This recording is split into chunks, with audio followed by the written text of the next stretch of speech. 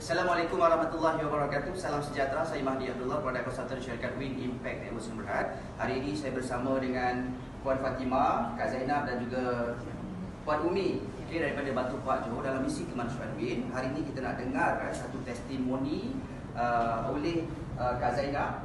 Betul Kak Zainab Kak Fatimah. Yang di mana hari ini untuk pengetahuan anda semua, Kak Fatimah diperkenalkan oleh Kak Zainab daripada Batu Pak. Jadi hari ini kita nak dengar sedikit perkongsian tentang testimoni setelah Kak Fatimah menggunakan ataupun mengambil MD7 Antidote. Okey, silakan Kak Fatimah.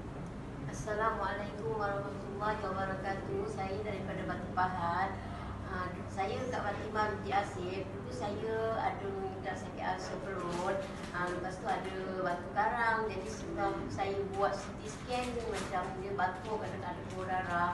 Lepas tu saya rasa seput dah 2 minggu. Jadi apabila dapat antidot ni, saya minum baru 1 buncang, seputnya pun reda. Sampai ke sekarang saya teruslah mengamalkan antidot ini. Dan yang keduanya, bila saya naik tangga tak boleh, tapi ni hari bila sampai sini saya naik sampai ke atas, rasa macam lenguh pun tak ada, alhamdulillah. Yang dulu saya ada ulcer pun saya tak boleh makan nasi, tapi sekarang dah boleh makan nasi. Terima kasih banyak.